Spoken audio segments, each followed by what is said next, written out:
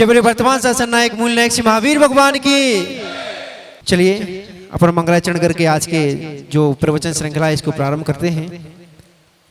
हाथ जोड़ लेंगे सभी लोग। मंगलम भगवान वीरो मंगलम गौतमो गणे मंगलम कुंद कुंदाद्यो चैन धर्मोस्तु मंगलम सर्व मांगल मांगल्यम सर्व कल्याण कारकम प्रधानम सर्वधर्माणाम चैनम जेतो शासनम चैनम जेतो शासनम चैनम जेतो शासनम। चिवरे देवाई देवे गजाट मूल नायक श्री महावीर भगवान की। चिवरे आचार्य गुरुदेव 108 श्री ब्राक सागर जी महामुनि राज की। चिवरे आचार्य गुरुदेव 108 श्री विशुद्ध सागर जी महामुनि राज की। चिवरे मुनि श्री 108 अरिजीत सागर जी महामुनि राज की। समस्त मुनि संघ की जयकारा गुरुदेव का। चलिए निवेदन करते हैं, सभी लोग खड़े हो जाएंगे और मेरे बोलने के पश्चात आप लोगों को भी दोहराना है।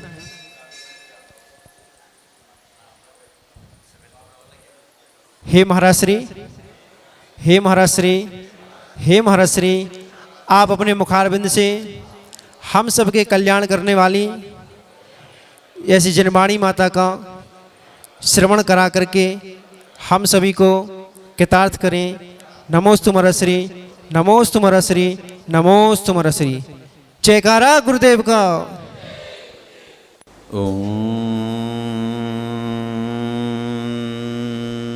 नमः सिद्धेभ्यः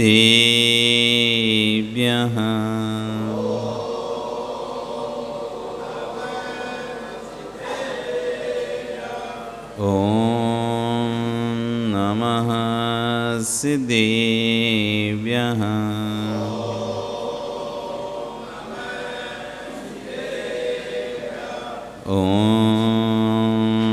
नमः सिद्धेभ्यः।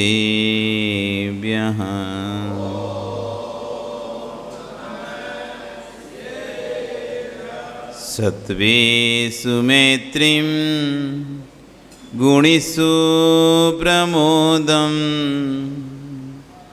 क्लिष्टेषु जीवेषु कृपापरत्वम्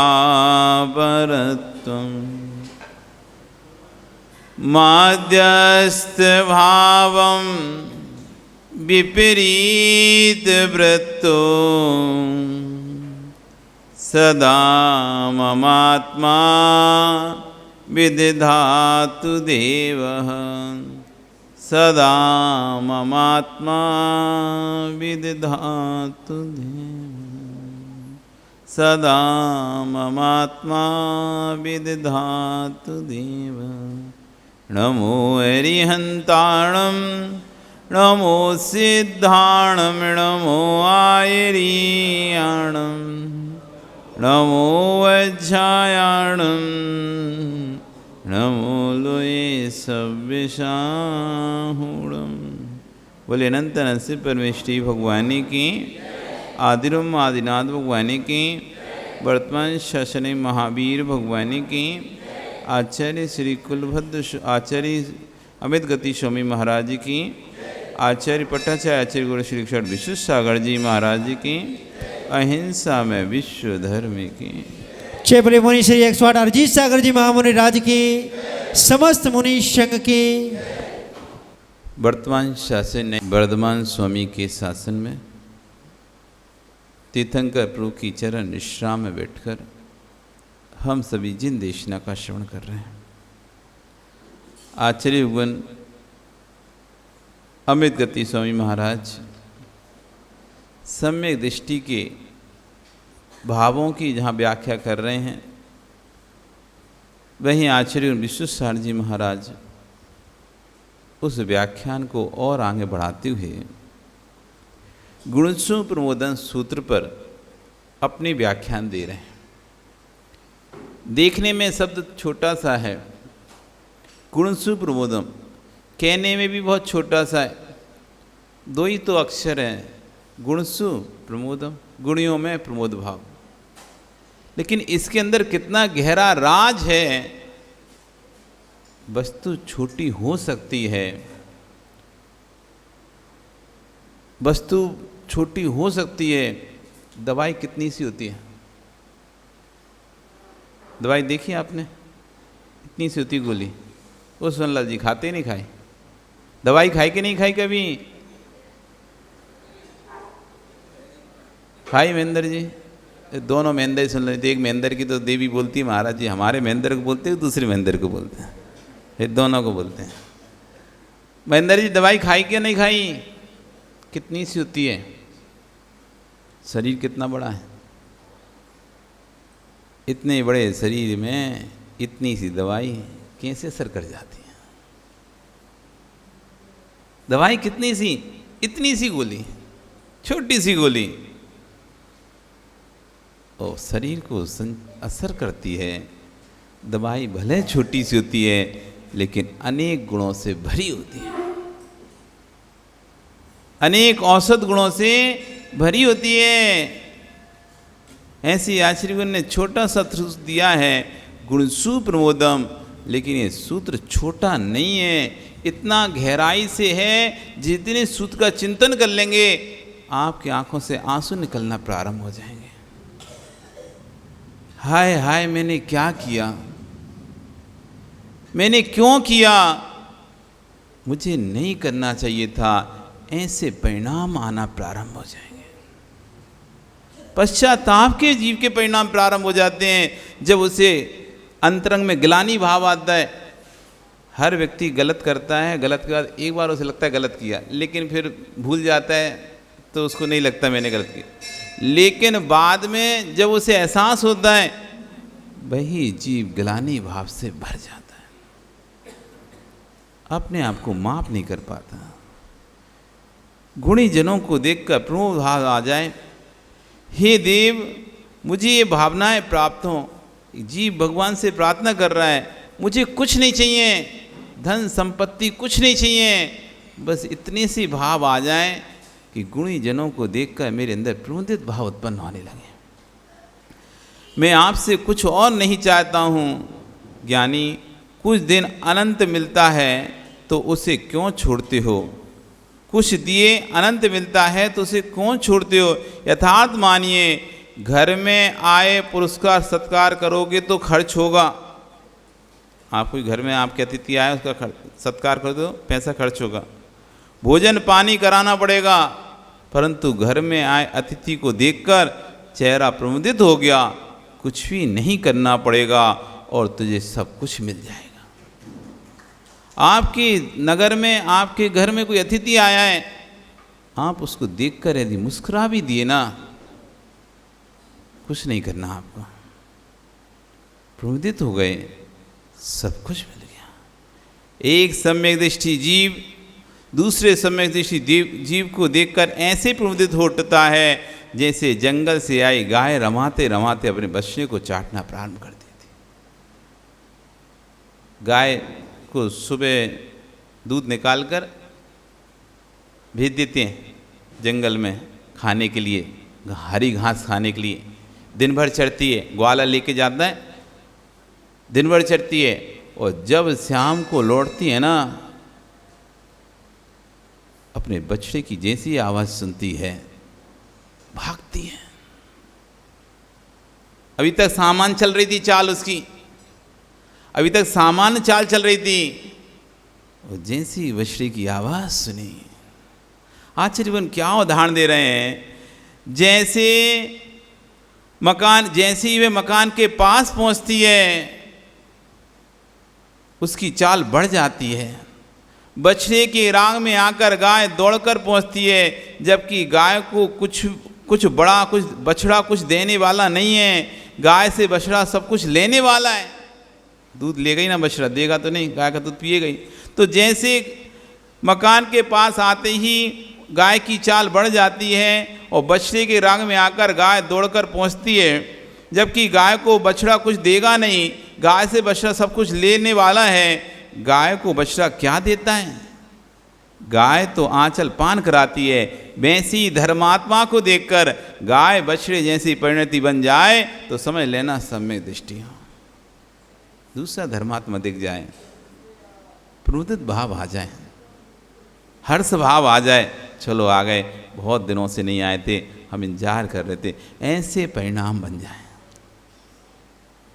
अच्छा नहीं आ रहा तो नहीं है, हमें क्या करना। आचार्य कह रहे हैं धर्मात्मा को देखकर यदि आंखें बंद होने लग जाएं तो समझ लेना ये तेरे मिथ्यात्व के परिणाम चल रहे हैं, तुम मिथ्या दृष्टि हो।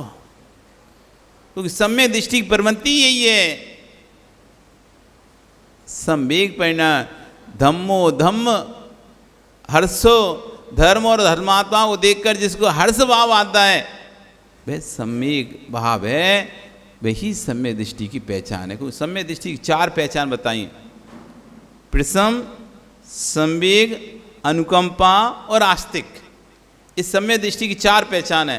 प्रसम अर्थात कसाएं कम रहना,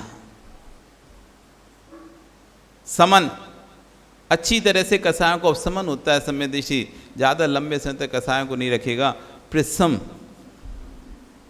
संवेग धर्म धर्मात्माओं को देखकर जिसके अंदर हर्षित भाव आएगा, कलुषता का भाव नहीं आएगा, बुराई करने का भाव नहीं आएगा, उसको देखकर उसके कार्य को बढ़ाने का, उत्साहित करने का भाव आएगा और उसे धर्म से जोड़ने का भाव आएगा। एक छोटा बच्चा भी आता है, आहा बेटा आ, और आओ, कोई हार में आता है, और आओ भैया और आओ, रोज आया करो, प्रतिदिन दिया करो। एक व्यक्ति इस तरह से बोलेगा और एक व्यक्ति रोज रोज आ जाते हैं, ये आते हैं और कोई को तो देने नहीं देते, तुम्हें खड़े हो जाते हैं और कोई को देने नहीं देते, दूसरा तो दे ही नहीं सकता क्या, इतनी भीड़ लगा लेते हैं, ये नहीं कि कम लोग आए हम भी दे लें, ऐसे बात करेगा। और ये क्या है भैया, जितने ज़्यादा लोग आओगे उतनी प्रभावना बढ़ेगी। जिस शासन महात्म में, जिस शासन का महत्व बढ़ेगा कि लोगों में लगेगा कि हाँ देखो इस श्रावक धर्मात्मा को देखकर कैसे उमड़ रहे हैं। जैसे चांद को देखकर पूर्णमासी के चांद को देखकर समुद्र का पानी उछलने लगता है। पूर्णिमा के दिन समुद्र का पानी बढ़ जाता है, पूर्णमासी के दिन समुद्र का पानी बढ़ जाता है, पूर्ण चंद्रमा के दिन। इसलिए एक वैज्ञानिक खोज किए भैया पूर्णिमा के दिन पानी में मत जाए कर ज़्यादा, समुद्र के पानियों में स्तर बढ़ जाता है, लेवल पानी का उठता है। जितने भी ज्वार भाटे वगैरह आते ना ये सब इसी कालों में आते हैं। पानी उफान आता ना ये पूर्णमासी के समय में आता है, कि पूर्णिमा का चंद्र को देखकर पानी बढ़ता है, ऊपर की ओर उठता है। अमावस्या में पानी का स्तर घट जाता है और पूर्णमासी में पानी के स्तर जैसे जैसे चंद्रमा की कलाएं बढ़ती हैं ना, चंद्रमा का पानी से सीधा संबंध है। ज्योतिष के अनुसार भी जिसका चंद्रमा कमजोर होता है उसे पानी से बच के रहना चाहिए, पानी के स्थानों में नहीं जाना चाहिए, उसकी मृत्यु पानी के स्थानों से होती है। तो पानी का और चंद्रमा, क्योंकि चंद्रमा शीतल है पानी भी शीतल है, चंद्रमा शीतल है पानी भी शीतल है। तो जैसे पूर्ण चंद्रमासी के चंद्रमा को देखकर पानी का स्तर बढ़ता है, ऐसी धर्मात्मा को देखकर हृदय में हर्ष भाव बढ़ता है। आश्चर्य कह रहे हैं किसी से पूछने की आवश्यकता नहीं है, ये अपने भीतर का विषय है। निरपेक्ष भाव से धर्मात्मा को देखकर हर्षित भाव आ रहा है या उसकी बातें बनाने का भाव आ रहा है, बिना किसी के कहे, बिना किसी के समझाए, तो समझ लेना मेरे अंदर क्या चल रहा है। यदि हर्ष का भाव आ रहा है तो नियम से सम्यक का अंकुर है, और कलुषता का भाव आ रहा है तो नियम से मिथ्यात्व का अंकुर है। जैसे ही धार्मिक कार्य होते दिखें, कोई धर्मात्मा दिखे और तुम्हारे अंतरंग भाव कलुषित होना प्रारंभ हो जाएं, तो किसी से मत कहना कि क्या हो रहा है, अंतरंग में समझ लेना कि दुर्गति का बंध हो गया है। क्या हो गया? अपने परिणाम पढ़ो, अपने भाव पढ़ो। कभी तो एक समय निकाला करो ना, इतना समय निकालते हो आप घर से, थोड़ा 5 मिनट मंदिर में आके एक नियम ले लो, हम 5 मिनट मंदिर की छत पर बैठकर शांति से अपने आत्मचिंतन करेंगे कि मैंने किया क्या है। आत्मचिंतन की अब घड़ी आई, तुमने क्या पाया क्या तुमने खोया। एक बार चिंतन करना चाहिए, मैंने मंदिर में आकर क्या पाया है और क्या खोया है। हम इतने व्यस्त हैं, जैसे घर में बिजी थे ऐसे मंदिर में बिजी हैं। बिल्कुल मशीन के जैसे बने हुए, मशीन के जैसे। हमारा टाइम शेड्यूल सब फिक्स है, एक मिनट भी इधर से उधर नहीं हो सकता है। भागते दौड़ते आते हैं घर से, और यहाँ भी भागते दौड़ते फटाफट ये पूजा कर लो, फिर जाप करनी, फिर स्वाध्याय करना है, फिर उधर स्वाध्याय सुनना है, उधर बैठना है, और फिर जल्दी से घर जाना है, खाना बनाना है। बिल्कुल दिमाग में चल रहा है, थोड़ा सा भी लेट हो जाएगा, अरे घड़ी देखने लगी, लेट हो गया, क्या कर रहे हैं, इतनी लेट क्यों कर रहे हैं, जल्दी करो। बिल्कुल शेड्यूल फिक्स करके रखा है। शांति के लिए तो हम आए ही नहीं यहाँ पे। 1% आप शांति के लिए नहीं आए। घर से क्या निकले थे कि आप सोच के मैं शांति के लिए जा रहा हूँ, पूजन करूँगा, घर से सोच के निकले, हाँ आज मैं 3 पूजन करूँगा, आज थोड़ा सा समय कम है, या तो ये सोच के निकलोगे, या आज थोड़ा सा समय ज़्यादा है तो 5 पूजन कर लूँगा। भाई महाराज जी का प्रवचन चल रहा है तो थोड़ा समय कम मिलता है तो पूजन में कम कर ले रहा, ये सोच के निकलो घर से। जल्दी जाता हूँ, प्रवचन सुनूंगा, उसके बाद फिर फटाफट पूजन करूँगा, और जल्दी से पूजन करके और फट से आ जाऊँगा, 8 बजे तक मैं पहुँच जाऊँगा घर। पूरा अपना दिमाग को सेट करके घर से निकल रहे हो, पूरा अपने आप को बिजी करके घर से निकल रहे हो। चिंतन ही नहीं है अपने बारे में बिल्कुल भी। और ये जो ग्रंथ चल रहा है, ये चिंतन का ग्रंथ है, क्रिया का ग्रंथ है ही नहीं है। ये सामयिक का ग्रंथ है, और सामय में करना नहीं पड़ता, जो कर रहा है उसको छोड़ना पड़ता है। सामयिक में करना नहीं पड़ता। अच्छा बताओ, करना सरल है या नहीं करना सरल है? अशोक, करना सरल है कि नहीं करना सरल है? करना सरल है। सुबह से पसीना निकल जाता है करने में। पैसा कमाना सरल है कि नहीं कमाना सरल है? आप बताओ। ओ सौभाग्य जी, पैसा कमाना सरल है कि नहीं कमाना सरल है? आराम से बैठे रहो, वो कमाने के लिए तो दुकान जाना पड़ेगा, मेहनत करनी पड़ेगी। तो बताओ, करना सरल है कि नहीं करना सरल है? ओ महावीर जी, क्या सरल है?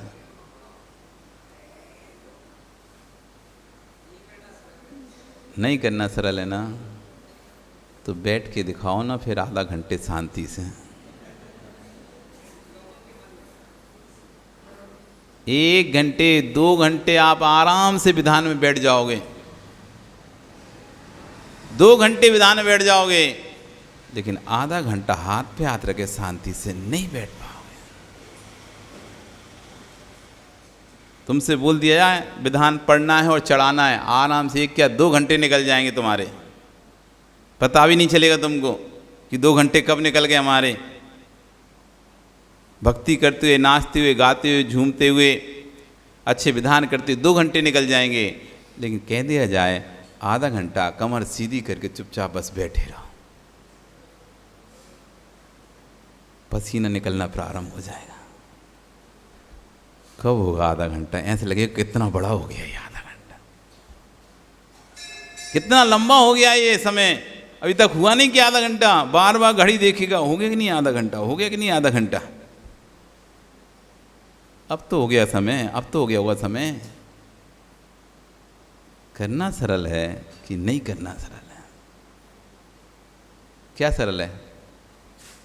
प्रकाश, तुमको क्या सरल लगता है? क्या सरल लगता है तुमको? नहीं करना ना कि करना? क्या सरल लगता है? देखो, तुम्हें यदि नहीं करना सरल लगता होता ना तुम वहाँ नहीं बैठे होते, यहाँ आ जाते। हमें नहीं करना, हमें कुछ नहीं करना। सरल तो वही है, कुछ नहीं करना सरल है, तो व्यक्ति तो सरल को ही अपनाता है, सरल रास्ते को अपना। यहाँ क्या करना है हमको बताओ? कुछ तो नहीं करना है। क्या करते हैं चिल्लक जी बताओ, क्या करते हैं हम लोग बताओ? बस आराम से भजन और सोना, बस होते है। क्या है, भोजन करो, भजन करो और सो जाओ। कुछ करना पड़ता है क्या? ओ महेंद्र जी, कुछ करना पड़ता है हमको? क्या करना है? बस तो मस्त ये भजन हो रहा है, थोड़ी देर बाद ये माताएं बार बार बुलाएंगी, स्वामी नमोस्तु नमोस्तु, अत्रो अत्रो अत्रो, आ जाओ आ जाओ आ जाओ, यहीं रुक जाओ, हार करो। और खूब कराएंगे हार, और फिर कहेंगे महाराज ने कहा लिया ही नहीं, और तुम करने बैठ जाओ। इतना कैसे कर रहे हो तुम? और यहाँ पूरा करा देंगे, फिर कहेंगे कुछ लिया ही नहीं, कुछ लिया ही नहीं। तो नहीं करने वाले तो हम लोग हैं, सरल काम। तुम कठिन काम क्यों कर रहे हो? यशपाल, क्या चाहिए तुम्हें? करना चाहिए कि नहीं करना चाहिए? सोच लो। पूरी जिंदगी तो करने करने में निकाल दी। अब जिंदगी के 60-65 वर्ष तुमने करने में निकाल दिए, तो 2, 5, 10, 50 वर्ष नहीं करने में भी निकाल दो। एक आनंद ले लिया है, अब दूसरा आनंद भी ले लो। एक आनंद तो भोग लिया ना, गृहस्थ जीवन का आनंद भोग लिया है, अब साधु जीवन का आनंद भी भोग लो, जिससे जब तुम स्वर्ग में जाओ और सौदरविंद तुमसे पूछे, साधु जीवन का नीचे जाके तुम मनुष्य बन के तुमने साधु जीवन का आनंद लिया क्या? ओ संजय, लिया क्या? कि बस गंधोदक देने देने की आनंद लिया, कि तुम आओ, लो, तुम भी लो, तुम भी लो, तुम भी लो, यही आनंद लूटते रहे, कि कभी साधु जीवन का आनंद भी लूटा? क्या उत्तर दोगे सौदरविंद को? पूछेगा, क्योंकि सौदरविंद तो सब इंद्रों जो इंद्र जन्म लेते हैं ना, वो सौदरविंद के पास जरूर जाते हैं। तो मुख्य इंद्र है सौदरविंद, मुख्य इंद्र है सौदरविंद। जैसे आप कोई भी मुख्यमंत्री कुछ बनता है तो एक बार मिलने जाते, यदि आप वरिष्ठ हो, समाज के मुख्य व्यक्ति हो या मुख्य राजनेता हो, तो एक बार उसके पास मिलने तो जाओगे नहीं जाओगे? सब मिलने जाते हैं, तो तुमको भी जाना पड़ेगा। वो तुमसे पूछेगा, मैं तो यहाँ स्वर्ग में देव हूँ और मैं तो तरस रहा था कि क्या आनंद होता है साधु का, मैं तुम साधु की सेवा कर रहा था, तुम मनुष्य थे, तुम तो साधु बन सकते थे, तुमने आनंद लिया कि नहीं लिया? तब तुम क्या मुंह से कहोगे कि मनुष्य होकर भी मैं मुनि नहीं बन पाया? जब वहाँ से तुम खड़े खड़े देखोगे, फिर तरसोगे, क्या मुझे इतनी अच्छी पर्याय मिली थी, मनुष्य पर्याय, और मैंने सारी पर्याय ऐसी व्यर्थ में खो दी। कम से कम एक बार तो सब आनंद लिए, एक बार साधु का आनंद भी लेके देखो। घंटी बज गई, एक बार, ज्यादा बार नहीं। बस प्रकाश जी, अब तो क्या है, चलती बिरियाएं हैं, आपने सब देख लिया, घर गृहस्थी देख ली, समाज देश देख लिया, राष्ट्र देख लिया, समाज भी देख ली, कोई किसी का नहीं होता है। तुम जी जान भी लगा दो, जिस दिन जिसको जो करना है वो कर देता है। अब सब तो देख लिया है, उतार भी देखी, चढ़ाव देखा था, उतार भी देख लिया है। अब कहाँ इस संसार में राग करना, कहाँ इस समाज में राग करना, कहाँ इस घर में राग करना? ये जीवन में यही है, ऊपर है तो नीचे भी है, अप डाउन, अप डाउन। इस अप डाउन संसार से निकलो, अपने कल्याण की राह में हमने क्या आगे बढ़ा है। हमने समाज की सेवा में तो इतने आगे बढ़े, देश की सेवा में इतने आगे बढ़े, घर की व्यवस्थाओं में इतने आगे बढ़े कि हमने कमाया, इतना कमाया कि बड़ी बड़ी बिल्डिंग खड़ा करके अपने बेटों को दे दी। इतना कमाया। ओ दादाजी, आपने कमाया कि नहीं कमाया? पैसा कमाया ना? अपनी जिन कमाया कि नहीं कमाया? पैसा कमाया, सब बच्चों को दे दिया, सब दे दोगे। हर क्षेत्र में आप आगे बढ़े। आपने बच्चों की सोची, परिवार का सोचा, समाज का सोचा, देश का सोचा, राष्ट्र का सोचा, कभी आत्मा का क्यों नहीं सोचा? ओ हनुमान जी,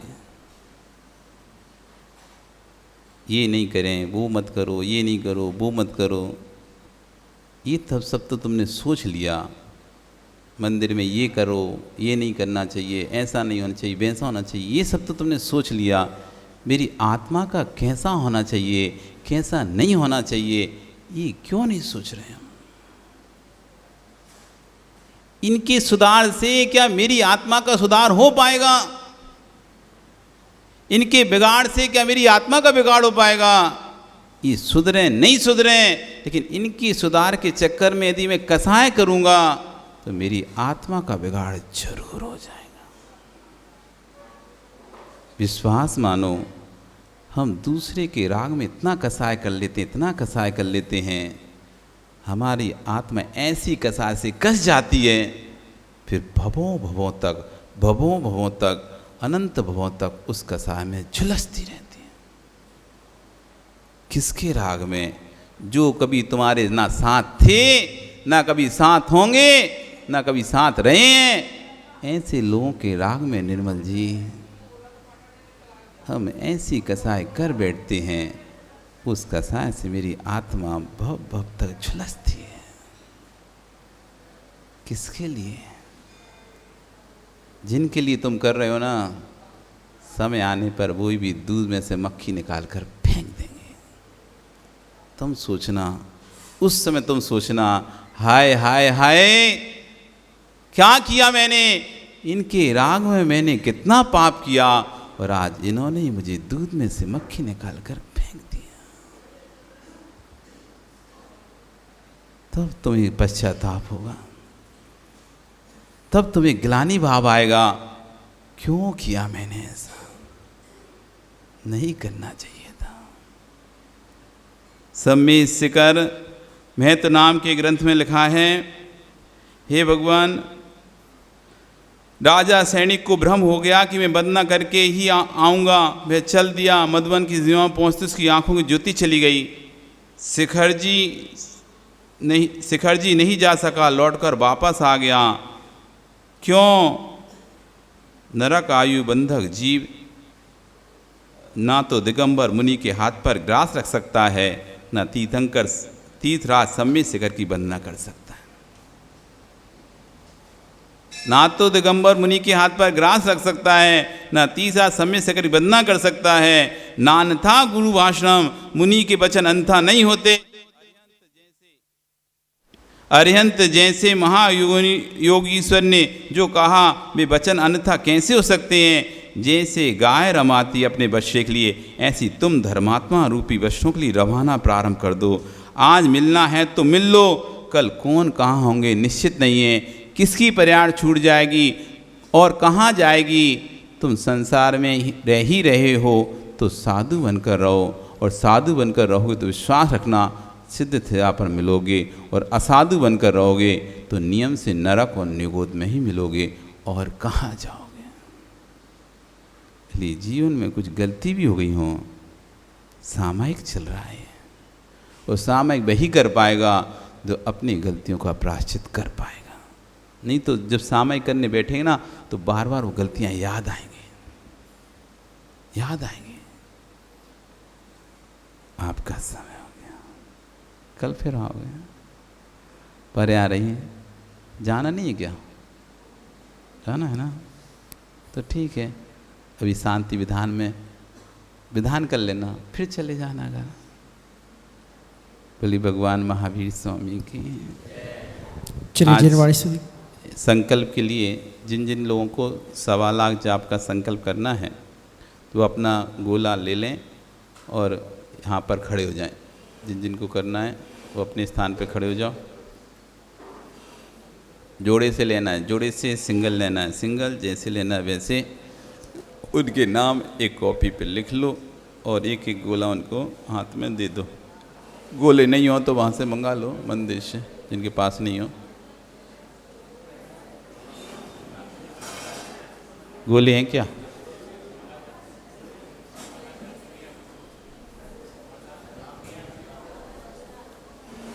आ जाओ आगे।